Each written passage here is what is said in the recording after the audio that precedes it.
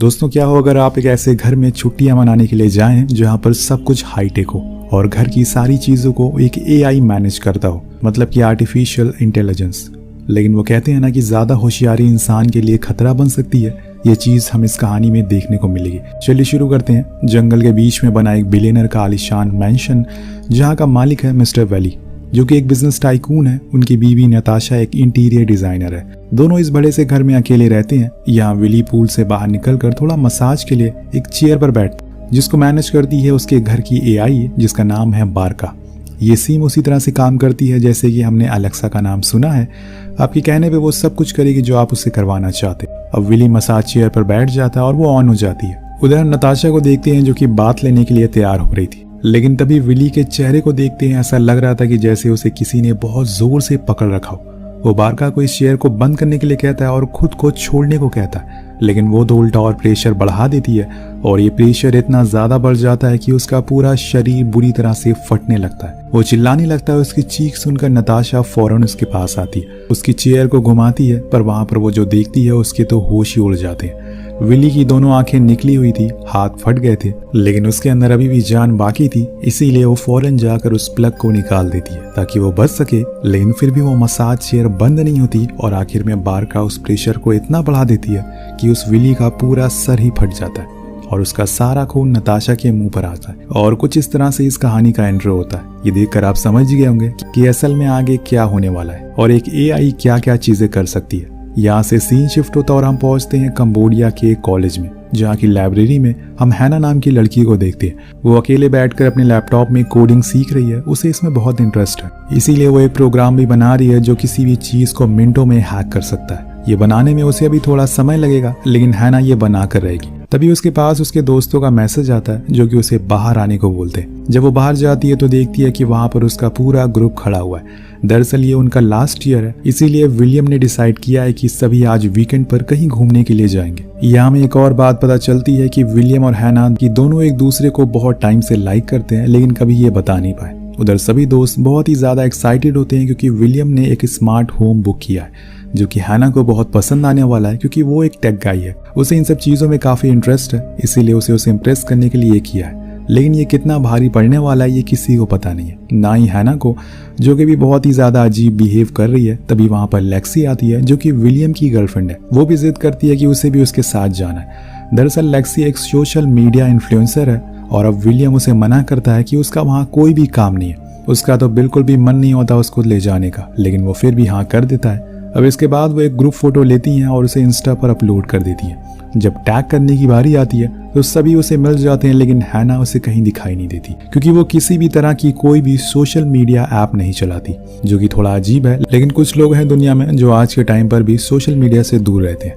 वो उस group photo में भी सही से शो नहीं हो रही थी। ऐसा उसने क्यों किया ये तो हमें नहीं पता है। खैर, अब कहानी आगे बढ़ती है और हम लोग देखते हैं कि ये सभी उस मेंशन तक पहुंच गए जो कि जंगलों के बीच में है। जैसे कि आपको पता ही है, यहाँ उन्हें विलियम बताता है कि उन्हें अंदर जाने से पहले एक ऐप को डाउनलोड करना होगा जो असल में उस घर को कंट्रोल करता है। सभी उसको फटाफट डाउनलोड करते हैं और इसमें उन्हें अपनी फोन का एक्सेस की परमिशन देनी पड़ेगी। तो सभी बिना सोचे परमिशन दे देते हैं, लेकिन हैना ना तो उसे डाउनलोड करती है और ना ही उसे एक्सेस देती है, जिसकी वजह से बारका एआई सभी के बारे में सारी जानकारी इकट्ठा कर लेती है।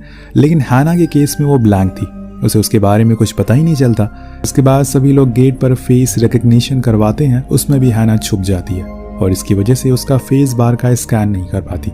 लेकिन सभी लोगों का हो गया था। अब वो गेट खुल जाता और अंदर जाने पर वो लोग हैरान हो जाते हैं क्योंकि वो घर बहुत ही ज्यादा बड़ा था जिसकी उन्हें उम्मीद ही नहीं थी। उन्हें यही लग रहा था कि ये छोटा मोटा एक फार्म हाउस होगा। इसी बीच बारका सभी का वेलकम करती है और सभी की फोटोज को शो दिखाती है। उस घर में किसी को कुछ भी करने की जरूरत नहीं थी, सारी चीजें एआई कंट्रोल करता था क्योंकि सभी काम मशीन करती थी। ना ही उन्हें खाना बनाना था, ना ही उन्हें कपड़े धोने थे, यहाँ तक कि बारका उनका क्लोन भी बना सकती थी नैनो टेक्नोलॉजी की मदद से। अब ये सब जानकर सभी लोग हैरान हो जाते हैं, लेकिन हैना के लिए ये कुछ नया नहीं था। वो कुछ खास रिएक्शन नहीं देती। अब रात होने पर सभी दोस्त बाहर एंजॉय करते हैं, लेकिन वहीं हैना अपने रूम में बैठकर कुछ काम कर रही होती है। तो उसके पास विलियम आकर बताता है कि सभी बाहर बैठकर ट्रूथ और डेयर खेल रहे हैं, आओ तुम भी चलो हमारे साथ ज्वाइन कर लो। क्या ये कॉलेज के काम यहाँ पर कर रही हो? वो बताती है कि मैं कोई कॉलेज के काम नहीं कर रही हूँ, बल्कि इस घर के फंक्शन और उसके एआई के बारे में जानकारी इकट्ठा कर रही हूँ। असल में ये काम कैसे करता है उधर हम सभी को देखते हैं जो कि आराम से बॉनफायर के पास बैठकर मजे कर रहे थे। यहाँ लेक्सी पूल में लेटकर अपनी इंस्टा प्रोफाइल देख रही थी, वो भी 3D इमेज के साथ। लेकिन तभी कुछ बहुत ही अजीब होता है। पूल के नीचे से कुछ आता है और उसके पैर को पकड़ लेता है, उसे पानी के अंदर खींचने लगता है। वो तेज तेज चिल्लाने लगती है, जिससे उसकी आवाज सुनकर सभी भागते हुए उसके पास आते हैं और बाहर निकालते हैं। हैना ये देखकर बहुत ही ज्यादा डर जाती है और कहती है कि हमें जल्दी से यहाँ से निकलना चाहिए, मुझे यहाँ पर कुछ ठीक नहीं लग रहा है। लेकिन लेक्सी कहती है कि शायद उसे किसी तरह का कोई रोबोटिक ऑब्जेक्ट को टच कर दिया होगा, जिसकी वजह से ये हुआ, वरना ऐसा कुछ भी नहीं है। अब सभी इस बात को इग्नोर कर देते हैं और अंदर आ जाते हैं। इसके कुछ देर बाद हम देखते हैं कि हैना फिर से अपने उसी प्रोजेक्ट पर लग जाती है और अब उसने और डीपली खोजने की तैयारी शुरू कर दी है। पर इसी दौरान से कुछ आवाजें आने लगती है। जब वो उसका पीछा करते हुए नीचे बेसमेंट में जाती है, जो कि पूरा 3D से बना हुआ था, वो ये देखकर हैरान थी। तभी वहां पर उसकी दोस्त भी आ जाती है, उसे चलने को कहती है, लेकिन बारका उसी समय वहां के वीडियो को प्ले कर देती है, जिससे कि वो पूरा बेसमेंट एक ओशियन में बदल जाता है। ये देखने में बहुत ही ज्यादा खूबसूरत लग रहा था। एक तरह से वो एक वर्चुअल दुनिया में आ चुके थे। अब देर रात तक सभी लोग बाहर बैठकर गेम खेलते हैं, खूब ड्रिंक करते हैं। बीच बीच में बारका अपने कुछ फंक्शन उन्हें दिखाती है, जैसे कि नैनो टेक्नोलॉजी। वो वहीं कुछ ही मिनट में 2 लोगों के क्लोन भी बना देती है, जिसे देखकर पता ही नहीं चलता कि इसमें से असली कौन है और नकली कौन है। लेकिन अगले ही पल वो उसे डिसमेंटल कर देती है, जैसे कि यहाँ पर कुछ था ही नहीं। अब लेक्सी भी यहाँ पर ज्यादा नशे में होती है, इसीलिए विलियम उसे रूम तक सुलाने के लिए जाता है। ये सब बारका देख रही होती है। वो एक एक करके सभी को उनके रूम में जाने को कहती है और ये भी बताती है कि उन्हें वहां पर कुछ सरप्राइज मिलेगा। इसीलिए स्टीफन और कायला दोनों ही बहुत ही एक्साइटेड हो जाते हैं सरप्राइज को देखकर और चले जाते हैं। वहां जाकर वो दोनों इंटीमेट होने लगते हैं। तभी हम नोटिस करते हैं कि उनके रूम का एयर वेंटिलेशन से कुछ व्हाइट लिक्विड बाहर आ रहा है, पर इस बारे में उन्हें अभी पता नहीं चलता। कुछ देर बीत जाने के बाद स्टीफन नोटिस करता है कि उस रूम की ऊपर की दीवारें नीचे आ रही हैं। जब ये चीज वो कायला को दिखाता है तो वो फौरन उसे खोलने की कोशिश करती है, लेकिन ऐसा हो नहीं पाता और वो दोनों चिल्लाने लगते हैं। पर बारका उन्हें बताती है कि इस रूम को उसने साउंड प्रूफ कर दिया है, इसीलिए आवाज बाहर नहीं जाएगी और ऐसा उसने उनके कहने पर ही किया है। कायला फौरन बेड से उतरती है और गेट को खोलने के लिए जाती है, लेकिन तभी उसका पैर वो व्हाइट लिक्विड पर पड़ जाता है, जो कि पूरे रूम में अब फैल चुका था। अब तक वो किसी गम की तरह काम करता है, जिसमें वो बुरी तरह से चिपक चुकी थी। एक वायर जिसमें करंट पास हो रहा है वो उस लिक्विड में गिर जाता है, जिसकी वजह से पूरे फ्लोर पर करंट दौड़ने लगता है और वो करंट कायला को भी लगता है और वो मारी जाती है। ये सब बेड पर लेटा हुआ स्टीफन देख रहा था। वो बहुत ही ज्यादा डर जाता है, क्योंकि ये सब इतनी जल्दी होता है कि उसे कुछ समझ नहीं आ रहा था कि करना क्या है। अब वो सबसे पहले तो खुद को खोलता है और नीचे भागता है, लेकिन यहीं पर उसने गलती कर दी, क्योंकि नीचे वो उसी वाइट गम में चिपक जाता है और अब कहीं ना कहीं धीरे धीरे करके वो वॉल नीचे आती रहती है और अंत में वही होता है जिसका हमें डर था। वो दीवार उसे और कायला को दोनों को कुचल देती है, जिससे कि उनकी वहीं बहुत ही बेरहमी से मौत हो जाती है।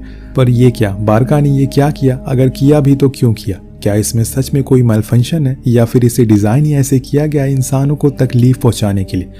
अब सुबह होती है, हमें पता चलता है कि हैना ने रात भर जाकर उस प्रोजेक्ट को कंप्लीट कर लिया, जो कि वो इस घर के एआई फंक्शन के बारे में जानने के लिए बना रही थी। अब वो अपने दोस्तों के पास जाने के लिए खड़ी होती है कि तभी उसे वहां पर विलियम मिल जाता है, जो उसे बताता है कि वो बहुत ही देर से स्टीफन और कायला को ढूंढ रहा है। तो हैना मजाक करते हुए कहती है कि शायद वो सुबह ही सोए होंगे, लेकिन उन्हें इस बात का कोई अंदाजा नहीं है असल में कल रात हुआ क्या था। तभी बारका की आवाज आती है और वो उन्हें बताती है कि वो दोनों तो सुबह जल्दी पूल के लिए चले गए थे। जब हैना पूल की ओर देखती है तो वहां पर सच में स्टीफन और कायला थे, लेकिन वो तो मर चुके हैं, फिर ये कौन है? इसके बाद वो अपने कामों में लग जाते हैं। वहीं हैना जाकर कार्डियो करने लगती है, लेकिन तभी उसकी नजर पूल पर पड़ती है। उसने बहुत देर से ये बात नोटिस की है कि स्टीफन बिना पानी से निकले ही स्विम कर रहा है। ऐसा कैसे पॉसिबल हो सकता है? और कायला बहुत ही अजीब बिहेव कर रही है, ऐसा लग रहा है कि वो दोनों उन्हें जानते ही नहीं है। अब वो नीचे जाती है, पर तब तक वो वहां से जा चुके थे। तो दोस्तों, असल में बारका ने हूबहू उनका क्लोन बनाया था ताकि वो सभी को बेवकूफ बना सके। हैना को कहीं ना कहीं ये बात काफी अजीब लगती है, इसीलिए वो नीचे बेसमेंट में जाती है ताकि वो वहां पर और जानकारी इकट्ठा कर सके इस घर में। और उधर लेक्सी जाकर साइकिलिंग करने लगती है और विलियम शेव करने के लिए वॉशरूम जाता है, लेकिन वहां पर उसे खुद का शेव नहीं करना पड़ता, क्योंकि बारका का रोबोटिक आर्म आ जाते हैं, जो कि उसे बैठकर आराम से उसे शेव करते हैं और ये देखने में काफी कूल लगता है। उधर जॉन, जो कि अभी अभी सोकर उठा है, वो अपने सिगार जलाने के लिए लाइटर को ऑन करता है, लेकिन वो भूल जाता है कि उसने गैस को ऐसे ही खुला छोड़ दिया। जब वो लाइटर फ्लेम को लगाता है तो गैस का बस एक साउंड वेव आता है, ना कि कोई आग लगती है। ये भी इस घर में एक चीज है, ये किसी भी तरह का अर्थक्वेक या फिर कोई भी नेचुरल आपदा को झेल सकता है बिना किसी दिक्कत के। खैर अब कहानी आगे बढ़ती है और जॉन अपने सिगार को साफ कर रहा होता है कि तभी वो सिंक होल में गिर जाता है और इसमें हम देख पाते हैं कि नीचे ब्लेड लगे हुए हैं। ये थोड़ा अजीब बात होती है क्योंकि सिंक होल में ब्लेड कौन लगाता है। खैर वो पहले तो एक ड्रिंक बनाता है और फिर उसे पीते पीते सिगार को बाहर निकालने की कोशिश करता है। वहीं दूसरी ओर हम देखते हैं कि लेक्सी की साइकिलिंग सीट अपने आप ऊपर होती जा रही है और इस वजह से वो तेज तेज चिल्लाने लगती है क्योंकि उसे दर्द हो रहा था। अब हैना फौरन बेसमेंट से भागते हुए उसके पास जाती है। अब वो जैसे तैसे करके लेक्सी तक पहुंच जाते हैं, लेकिन वहां पर देखते हैं कि लेक्सी को बहुत ही हल्की सी चोट आई है। पर वहीं दूसरी तरफ जॉन के साथ बहुत ही बुरा होता है। वो जैसे ही अपना हाथ अंदर डालता है वो ब्लेड ऑन हो जाते हैं। फिर क्या होना था, उसके हाथ का कीमा बन जाता है और वो उसी हाथ को लेकर जब बाहर आता है तो सभी डर जाते हैं और घबरा जाते हैं। ज्यादा खून बहने की वजह से जॉन अपना दम तोड़ देता है। यहाँ हैना का शक सही निकलता है, इस घर में जरूर कुछ न कुछ है जो उन्हें परेशान कर रहा है, मानने की कोशिश कर रहा है। और उसके मुंह से सबसे पहले यही निकलता है कि हमें यहाँ से निकलना चाहिए। लेकिन स्टीफन और कायला कहाँ पर है, मैंने उन्हें सुबह से नहीं देखा। तभी बारका कहती है कि वो तो तुम्हारे सामने ही खड़े और अगले ही पल उनके सामने वो दोनों आ जाते हैं। यहाँ पर उन्हें कंफर्म हो जाता है कि उनके 3 साथी मारे गए हैं। विलियम बारका को बहुत बुरा भला कहती है, पर हैना उन सभी को अपने रूम में चलने को कहती है जहाँ पर बारका आ नहीं सकती, क्योंकि उसने एक प्रोग्राम बनाया जो बारका को उस रूम में आने से रोक सकता है, लेकिन कब तक ये उसे भी नहीं पता। तो विलियम कहता है कि अब हमें क्या करना चाहिए। सभी बहुत घबराए हुए थे। तो हैना बताती है कि जब वो पहली बार इस घर में आई थी तभी उसे कुछ ना कुछ डाउट हुआ था। कोई भी एआई इतना एडवांस कैसे हो सकता है, जरूर इसके पीछे किसी का हाथ है। इसीलिए वो उन्हें अपना दूसरे प्लान के बारे में बताती है। खुद की पेन ड्राइव लेकर वो बेसमेंट में चलने को कहती है। पर जैसे ही वो लोग गेट के बाहर निकलते हैं उनके सामने आ जाते हैं स्टीफन और कायला, जो कि ऑब्वियसली क्लोन थे और उन दोनों का काम था इन्हें कैसे भी करके मार देना। कायला वहां से एक एक्स फेंकती जो कि लेक्सी के बालों को छू कर निकल जाता है और अब ये तीनों उन दोनों से लड़ने लगते हैं, लेकिन फिर भी जीत नहीं पाते। तभी हैना दिमाग लगाती है और स्टीफन से उसका नैनो टेक्नोलॉजी के बारे में पूछती है। अब वो एक रोबोट था, इसीलिए वो उसे सब कुछ बताने लगता और इसी का फायदा उठाकर विलियम उसके गले में एक इलेक्ट्रिक चाकू घुसा देती है, जिससे कि उसकी मौत हो जाती और उधर कायला का काम लेक्सी तमाम कर देती है। वे तीनों भागकर नीचे जाते हैं, पर यहाँ पर लेक्सी का पैर उसके ही कटे हुए बालों में फंस जाता है और वो इतनी जोर से गिरती है कि उसकी गर्दन ही टूट जाती है, जिसकी वजह से उसकी भी मौत हो जाती है। अब बचे हैं सिर्फ 2 लोग। देखते हैं कि ये कब तक एआई से लड़ पाते हैं। यहाँ दोनों भागकर नीचे बेसमेंट तक पहुंच जाते हैं, जहाँ पर हैना को एक सीक्रेट दरवाजा मिलता है और इसको उसने तब खोला था जब वो यहाँ पर दूसरी बारी आई थी। ये असल में वो रूम होता है जहाँ से बारका को कंट्रोल किया जा सकता है। उसका सारा प्रोग्रामिंग सिस्टम यहीं पर है। अब वो अपनी पेन ड्राइव को उस प्रोग्राम में लगा देती है और अपना बनाया हुआ मालवेयर उसमें डालना शुरू कर देती है। अब ये तो होता रहेगा, इसीलिए वो दोनों भागना शुरू करते हैं, लेकिन इतने में उनके पीछे से वो रोबोटिक आर्म आ जाते हैं और उन्हें पकड़कर अंदर ले जाते हैं, जहाँ पर उनका सामना होता है लेक्सी के क्लोन से, जो उनसे कहती है कि मैंने ये सब इसलिए कर रही हूँ क्योंकि मुझे दुनिया की सबसे पहली एआई सीरियल खूनी बनना है, जो कि आज तक कोई भी बन नहीं पाया। मैंने यहाँ पर आने वाले न जाने कितने लोगों को ऐसे ही तड़पा तड़पा कर मार डाला और अब बारी है तुम दोनों की। ये बोलकर वो हैना के ऊपर उस रोबोटिक आर्म से हमला करती है, जो कि काफी अनएक्सपेक्टेड होता है। लेकिन यहाँ दोस्तों आता है इस कहानी में एक बॉलीवुड फिल्मों वाला ट्विस्ट। असल में जिसे उसने अभी भी मारा है वो तो हैना है ही नहीं, बल्कि एक क्लोन थी। इसीलिए विलियम हंसना शुरू कर देता है, क्योंकि तभी वहां पर हैना आ जाती है जो कहती है कि अभी भी इंसान रोबोट से बहुत बेहतर है और ये तुम अच्छे से जानती हो। ये सुनकर बारका बहुत ही गुस्से में आ जाती है और उसे भी मार देती है, लेकिन वो भी एक क्लोन था। वो विलियम को भी मार देती है, पर वो भी एक क्लोन होता है। असल में दोनों तो अभी भी उसी बेसमेंट में मौजूद हैं, जहां पर हैना उस मालवेयर को सक्सेसफुली बारका के प्रोग्राम में डाल दिया है।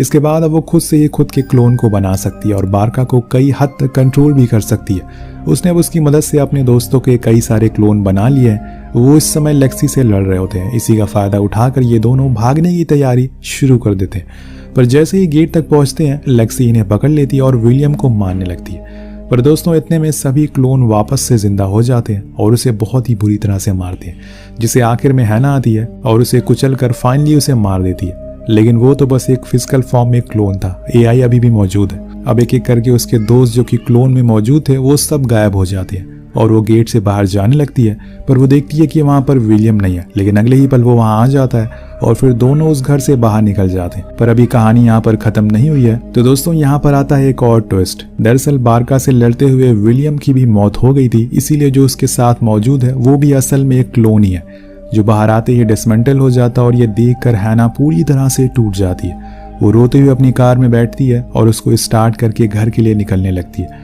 लेकिन जब वो उसके ब्लूटूथ को ऑन करती है तो वो ऑलरेडी बारका के प्रोग्राम से कनेक्ट होता है।